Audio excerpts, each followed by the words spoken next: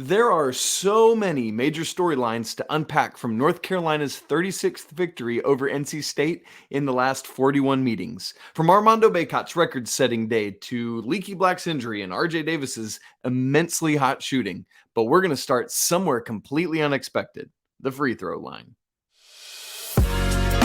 You are Locked On Tar Heels, your daily podcast on the UNC Tar Heels. Part of the Locked On Podcast Network, your team every day.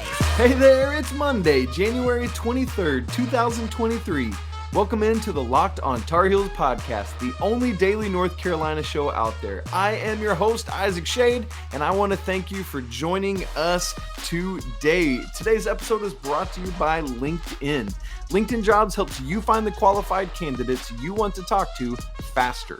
Post your job for free at linkedin.com/lockedoncollege. Again, that's linkedin.com/lockedoncollege to post your job for free. Terms and conditions apply. Listen, we're obviously going to get to Mondo's record-setting day. We're going to get to Leaky Black's ejection, Terquavion Smith's injury, RJ Davis's insane shooting of late, plus the women's win over Georgia Tech on Sunday. But before we get to all of that, UNC had one of their lowest assist rates of the entire season, 25%, 5 assists on 20 made field goals. And I am shockingly okay with it. What? Yes. Okay, folks, for those of you who are new to the show, you might not know this, but for those who are tuned in with us often, you know that I pay a ton of attention to assist percentage, assist ratio. What percentage of buckets, of made baskets, is Carolina assisting on as a team? And usually after a 25% performance like Carolina had earlier in back-to-back games this season, I'd be questioning UNC on why that's happening. But this time around, I am fine with it. Why is that? Because it was intentional. Because Hubert Davis recognized what all the stats say. North Carolina is really good at both getting to the free throw line and converting from the free throw line. He noticed that NC State is really good at sending their opponent to the free throw line, but not getting there too terribly often themselves. So what exactly did Coach Hubert Davis do? He said, you know what, men, let's go attack after them. Let's get downhill. Let's get the ball in the post to Mondo, force them to either move out of the way or foul us. And then we're going to go convert at the line when they do foul us. Translation for all that? After a first half in which Carolina jacked up way too many threes, 7 of their first 12 attempts were from the three-point line. Not exactly following the game plan, are we there, fellas? But after that, Carolina settled in, especially in the second half, intentionally drove, intentionally found their way to Armando Bacot more in the post. They were working on that in the first half, but it was like, get it to Mondo at all costs, not necessarily getting the good angle for an entry pass or things like that. All of which, driving, attacking, getting the ball to Mondo in the paint, puts an opponent at risk of fouling you. None of which translates into a ton of assists. Unless, of course, you're like driving, penetrating, and finding cutters or kickouts or whatever off of that. But in this case, it didn't translate into many assists. But that's why, because of what happened at the free throw line, I'm okay for this one time because it was a brilliantly planned thing by Coach Davis. Now, it's quite funny because you saw this play out, even if you didn't know that Coach Davis had done this. You see this game with your naked eye, and you can tell North Carolina is doing everything possible to force NC State into fouling. Well, hilarious. All the rest of the day Saturday, all day Sunday, all over social media, NC State fans are up in arms. Even the NC State official basketball account is chirping about the free throw and foul disparity in this game. Here's the thing. Respectfully, that's not bad officiating. That's what both these teams are and have been this season. And you got to recognize that. And NC State fans, unfortunately, aren't. Legitimately, the season-long numbers back up what happened in the Dean Dome on Saturday. So I don't know why NC State fans feel that it's okay to get upset about this game playing out the way that all the season-long numbers suggest that it would. Let me just remind you what happened. NC State 27 fouls, North Carolina 16. NC State 12 total free throws, North Carolina 39. But when you look at it, I'm not going to bore you with all the stats. I got them sitting right here in front of me. I go through, you know how I do. But just trust me when I say season-long numbers bear this out. North Carolina by far has attempted the most free throws in the ACC. They're the only team in the conference that's taken more than 400 total free throws. They have by far the biggest free throw differential in the conference. They and Virginia are the only two teams that have taken more than 100 free throws more than their opponents. Again, could get way into the weeds on this, but just trust me when I say NC State has nothing to get hot and bothered and upset about because this game played out like it should. Sure, North Carolina's was a little more exaggerated than normal, but that's this season. Carolina is top 5 or 6 in the nation in free throws made and attempted. So you combine all those stats plus Armando Bacot drawing 8 fouls, which is not abnormal for him, plus RJ Davis drawing 8 fouls. Why? Because he's attacking. That's a combined 16 fouls. That's as many as North Carolina as a team committed. Plus the fact that NC State is playing an aggressive press defense, typically like a 3/4 court kind of thing, with the fact of Coach Davis's game plan. And of course, this is the result. Why are you surprised? NC State, this is not bad officiating. This is good coaching. NC State, this is not bad officiating. It's brilliant strategy that your coach, Kevin Keatts, could not figure out. So what I would encourage you to do is take your L and go back to Raleigh, North Carolina. Thank you very much. Speaking of Coach Keatts, my favorite part of this whole thing is that he said in his press conference post-game that he's never been part of a game where a team shot 39 free throws before. Well, typically I'd be the one to go research this and check it, but thankfully someone had already done it for me. At DocHeelFire on Twitter went ahead and just fact-checked Coach Keatts. In addition to Saturday's game, 9 other times a Keatts coached opponent has shot 39 or more free throws. Here's perhaps the kicker of the whole thing. Coach Keatts' own teams have attempted 39 or more free throws 6 times. So not only has Kevin Keatts been part of a game where a team attempted 39 or more free throws, including the game on Saturday, he's been part of one of those games 16 times in his career. That's funny. Anyway, the result of all of this, of Coach Davis's strategizing, his game plan, and Carolina executing it, not for the full game, but for the majority of it, North Carolina finishes 36 of 39 from the free throw line, exactly 45% of their points in this game, by the way. This is a season high in both makes and attempts for Carolina. It's a program record, a North Carolina record for free throw percentage in a game with at least 30 attempts, 92.3%, besting a mark that was set against Syracuse on February 26 of 2019 when Carolina went 34 of 37, 91.9%. By the way, it'd be great if they could do that against Syracuse again this coming tomorrow. For North Carolina, they were in the bonus for the final 8:05 of the first half, for the final 13:24 of the second half. Just great stuff there. Oh, and by the way, not only does this pressure and attack and aggressiveness help you in terms of scoring and creating these free throw opportunities, but it also helped defensively. Why? North Carolina was struggling with big man DJ Burns when Armando Bacot was out of the game. Jalen Washington had nothing for him. Pete Nance had nothing for him. And when Carolina tried to double, he was great at kicking out, and they got a couple threes to end the first half.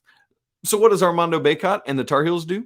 Well, they go straight to the post to start the second half and get 2 fouls on DJ Burns in quick possession, 66 seconds in to the second half, giving him 3. He eventually picked up his 4th. And outside of him, no member of the Wolfpack had any answer for what Armando Bacot was dishing out in this game. So can't get DJ Burns to the post? Well, let's also use foul to just take him to the bench. You love to see it. Again, this is all about great game strategy from Hubert Davis. Well, of course, as we do with every basketball game recap, we've got to get to our four corners recap and the shady stat of the game. And guess what, friends? I've got two of them. But before we do that, I need to tell you that today's episode is brought to you by LinkedIn. LinkedIn Jobs helps you as a small business owner or hiring manager. And because you know that success in 23 all depends on the team members you surround yourself with. That's why you have to check out LinkedIn Jobs, with which you can hire qualified candidates more efficiently by matching open roles with the people that have the right skills and experience to help you achieve those goals. LinkedIn Jobs can help quickly attract qualified candidates to those open jobs using things like targeting tools to help you identify the candidates and connect with them fast and for free. You want to achieve your business goals in 23, and hiring the right team member might help you do exactly that. That's why small businesses rate LinkedIn Jobs #1 in delivering quality hires versus the leading competitors. LinkedIn Jobs helps you find the qualified candidates you want to talk to faster. So post your job for free right now at linkedin.com/lockedoncollege. Again, that's linkedin.com/lockedoncollege to post your job for free.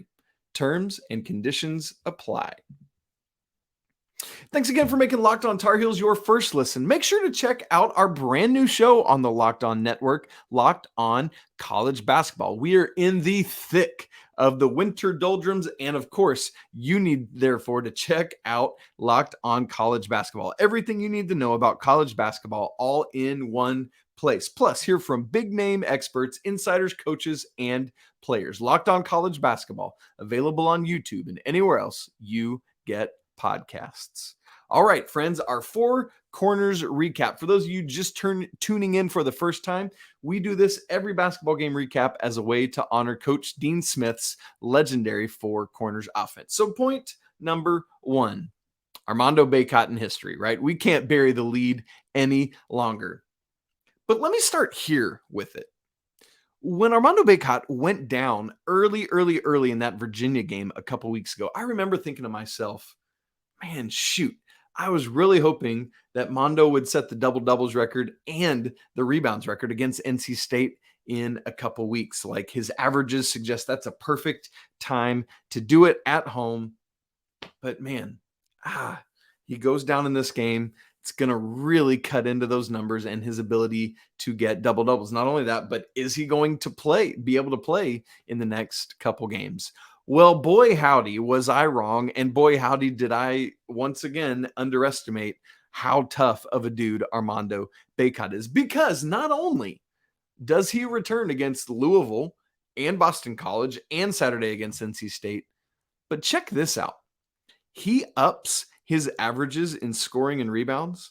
In those three games, he averages 19 points a game and 16.7 rebounds a game. Like last year, at his height, he finishes the year averaging 13-something rebounds. This year, he's down around 10 or 11. It's got lowered because of missing that Virginia game. He's averaging 16.7 rebounds in the last three. It's been three of his four highest rebounding individual games this season. The only one higher was James Madison when he had over 20. Well, all of that, those three games coming back and just going beast mode allowed him to set two career Carolina records on Saturday. As you well know, 61 double-doubles, which passes Billy Cunningham for the Carolina career lead in that category, and past Tyler Hansbrough's 1,219 career rebounds. Armando finishes the game with 12-21. And now we turn our attention beyond Carolina to the ACC list, where Armando Bacot has, by the way, moved into 8th place on that career list. And 7th and 6th is two Dukies, Mike Jaminski and Sheldon Williams, both of whom are in striking distance for Mondo over the next couple games. So watch out for that. Four corners, point number two. Armando was not the only Tar Heel that moved atop the UNC record books on Saturday. This one was a bit more off the beaten path because it's not a counting stat. It is a percentage stat. And I just kind of realized it as I was doing all my stat breakdowns. If you've heard me talk, you know I keep my very own Carolina record book. I've got a bunch of my own stats that I'm trying to create that aren't currently stats. And so I just keep all this stuff.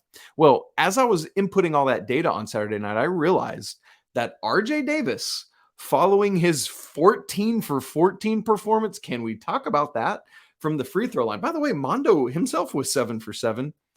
RJ Davis moved past several notable Tar Heels into first place in career free throw percentage for North Carolina, currently sitting at 85.1%. Nobody else is above 84. Shammond Williams is second place all time at 84.8, and RJ has just moved past him. Now, obviously, hear me on this, because it's not a counting stat where we just add more and more and more, because it's a percentage stat, he could obviously drop back down below this number, and chances are that he probably will because he's on an insane hot streak right now. It could fluctuate, but right now, he holds the lead. Big congrats to RJ Davis on that accomplishment. Four Corners point number 3. Listen, we're staying on the RJ train for this one. He's also point number 3. Why? Because it ain't just the free throw line from which he is on some kind of insane tear right now. Which, by the way, it really has been the Armando Bacot and RJ Davis show of late. Like, Coach Pat Kilby and I a lot this year have talked about how RJ is Carolina's most indispensable player. But really, I don't know how you separate these two dudes. It is a two-headed monster, and it is beautiful to watch in action. Against NC State, RJ and Mondo combined for 49 out of Carolina's 80 points. Great stuff there. Anyway, we're talking about RJ right now. Listen to what he's doing shooting. This is just a couple of the numbers to throw your way. RJ has made 19 straight free throws. He leads the ACC in free throw percentage this season, 89.8%. Over the last 6 games, he is shooting, brace yourself on this one because it's wild, 56.3% from the three-point line. 56.3%. Wow. He's shooting a better percent from 3 than he is from the field, but his field goal percentage itself is great. Over the past 6 games, he's shooting 53.8% from the field. Career highs right now in single season 3-point. I mean, just all sorts of stuff. I don't know how long it'll keep up. RJ looked like he hurt his shooting hand a little bit in the second half, so we'll just have to keep tabs on how he is doing. Number 4 on our Four Corners recap: turnovers. You heard me talk about this on Friday's show in our What to Watch For, our W2, W4. Because NC State is elite, and I really legitimately mean elite this season in hanging on to the ball. They are top 10 in all of those offensive turnover numbers and percentages. And so what I had said on Friday was that North Carolina, because they were playing a team that hangs onto the ball so well, North Carolina had to do the same. But I wasn't hopeful. Why? Well, after back-to-back games of single-digit turnovers for the Tar Heels a couple games ago, they had surrendered the ball 13, 14, and 12 times in the past 3 games. That's Virginia, Louisville, and Boston College. Virginia's understandable. Louisville, no. Boston College, no. Those teams are not good at forcing turnovers. But what happens in this game? Here's why I bring this one in. North Carolina commits a season low, just 7 turnovers. In fact, they were lower than NC State, who had 8 of their own. And so, great stuff from Carolina there. They showed that they can do it, even in a fast-paced game. This are the 2 highest-scoring teams in the ACC this season, and yet the Tar Heels commit just 7 turnovers. That now is the expectation. Keep it going. All right, as I told you, 2 shady stats. You're welcome. A bonus one. Part of the reason is because the first one is actually a follow-up of the shady stat I used after the last game. Shady stat of the game, part 1. Leaky Black does it again. Even in a game in which he is ejected with 9 minutes to go, he gets multiple steals. He had 2 steals in this game. So that means that he has multiple steals in 7 straight games. That's so impressive. And at least one steal in 11 straight. Great stuff there from Leaky Black. Schadey Stat 2.0 is this. Carolina's three-point percentage allowed, not what they're shooting, but what they're allowing their opponents. Coming in over the last 3 games, Carolina had forced their opponents into shooting just 17.9% from beyond the arc, 7 of 39. Now, State shot a little bit better, 5 of 17, but that means that even when you add that in, over the last 4 games, the Tar Heels are holding their opponents to just 21.4% from the three-point line. That is great. It's over 10 percentage points lower than the season average that they're allowing. If the Tar Heels can keep that going, boy, the defense is coming around. It's just inching back up into that sub 60 territory at Ken Palm. And so you want to see them get into the 50s there. That would be a great thing. Speaking of Leaky Black and his great steals, we got to discuss this play. The thing with Terquavion Smith, the injury, the ejection, all that coming up here in just a second. Okay. I had planned in the third section of today's show to be able to unpack and debrief in detail Carolina women's victory over Georgia Tech. But I feel like we need to spend our last minutes together on the show today just unpacking this Terquavion Smith, Leaky Black thing, because there's a lot of conversation around it. So let me just give you a few quick things on the women's game, and then we will get into that. Carolina wins 70-57 over Georgia Tech. And one of the great things is, as you've heard me talk about multiple times lately, the women's team has gotten off to slowish starts, except against Duke last Thursday. And then because of that, they have to use a third quarter run to put themselves in position to win, which they've done of late. This is now 5 in a row. Not so in this game. In this game, they got out to a nice lead and still made their typical third quarter run to do everything they needed to do. Actually outscored by Georgia Tech in the fourth quarter, but they won the first 3 quarters, and that's all you need. 1 by 13. Deja Kelly leads all scores, 18 points, followed by Alyssa Usby, who is the second leading scorer in the game for both teams, 17 points for her. The reason I bring up both of them is because they're kind of turning into something of a two-headed monster themselves, just like Bacot and RJ Davis. Kelly and Usby combined to shoot 14 of 24 from the floor, including 5 of 7 from 3. Whew, if you can get that kind of production game in and game out, great stuff. Heels moved to 14-5 overall, 5-3 in the ACC. As I said, they've got a 5-game winning streak. They're now tied for 6th in the conference, but making moves. Thursday, they're hit. Got to take care of business there against one of the bottom teams in the conference. By the way, when you look atop the ACC standings, if Carolina's able to keep inching their way up forward, just keep an eye on it. Why? Because the top 2 teams in the conference, Duke and Notre Dame, are both 7-1. Those 2 losses are both to the Tar Heels. So if Carolina can get back up into that, they hold the tiebreaker over both those teams. It's something to keep an eye on. Okay, let's get into the Leaky Black Terquavion Smith thing. There's just so many massive storylines in the men's game against NC State.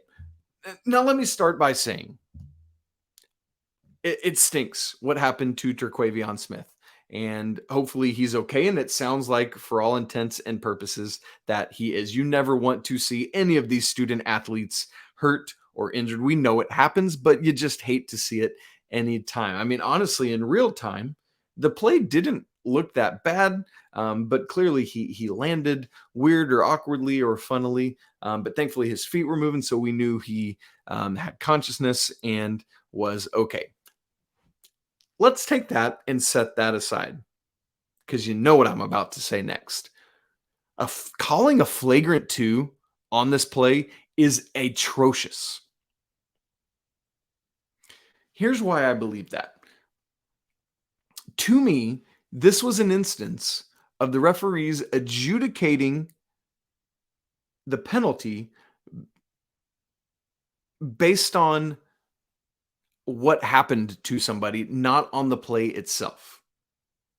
Let me say that again. I believe that the referees went as extreme as they did with the punishment, not because of the play, but because of the result of the play, which is Terquavion Smith getting carted off the Smith center floor. To me, and I've read the rule book, I understand it, I know what it says, this is not a flagrant 2 based on the play alone. Let me put it this way. If you were to clip out the ending of the play, Terquavion Smith not getting up, and show like a third-party referee a bunch of plays like that, where you just see the actual game action and not what occurs after, I can almost guarantee you that this would not have been labeled a flagrant 2. Like, to me, legitimately, it feels like the only reason Leaky was assessed at flagrant 2 and therefore ejected, which is the automatic punishment that comes with a flagrant 2, was because Terquavion Smith left on a stretcher. Now, listen, hear me say that is not Terquavion Smith's fault that he left on a stretcher, but it is the referee's faults for being seemingly swayed by that image. Right? That to me is the thing. Moreover, like a minute or two later, you had Casey Morsell swiping Caleb Love across the face, and it was assessed a flagrant 1. I'm not saying it should have been a flagrant 2. I'm just saying, to me, the actual play of that in a vacuum was just as egregious as what Leaky Black did going to make a play on the ball. It is clear and evident that he was simply trying to make a play on the ball to block it in transition. He had been bothering Terquavion Smith all day long, right? You know it. It's true. And it just so happened that he fell and got hurt. I just do not see difference between the actual plays there other than the result. Yes, Caleb Love was down on the court for a second, but did not get carted off on a stretcher, didn't lie there. Like, I get it, and that stinks, and that's bad. But we cannot say, oh, because he got hurt, that means that what Leaky Black did is worthy of ejection. Not true at all. Well, apparently, also, NC State fans said that Carolina fans, like the people in the Smith Center, were booing Smith as he was carted off. But come on, man. That's not happening. They are booing the announcement of Leaky Black's ejection, which comes just on the heels of Smith being carted off the court.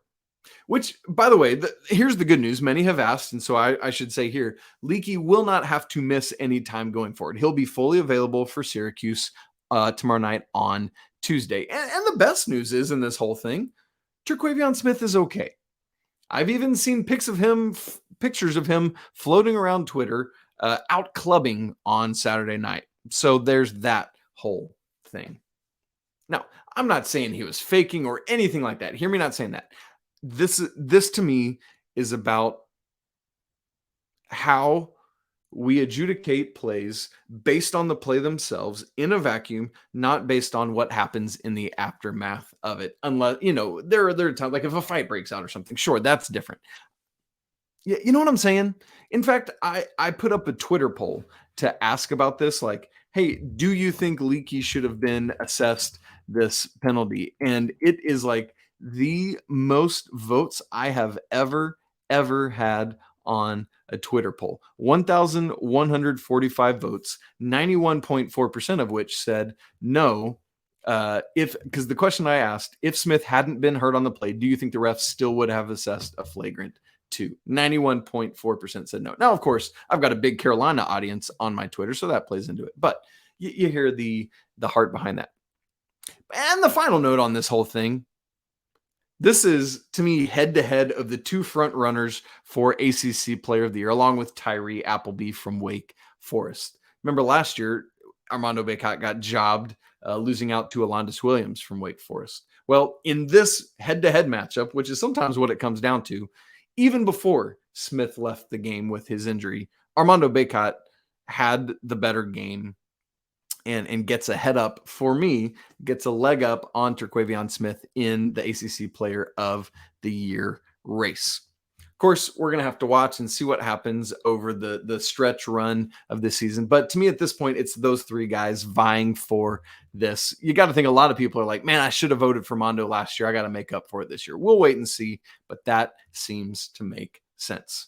Well, friends, that's it for today's episode of Locked on Tar Heels. Thank you so much for joining me. I want to let you know now, even though it's Monday, coming up on Friday, we are going to have a mailbag episode. No game this weekend for the men's basketball team. And so it's been a long time since we've done a mailbag. And so want to do that. So please reach out. You can DM us on Instagram. You can DM me on Twitter. You can DM the show on Twitter. You can email the show, lockedontarheels@gmail.com.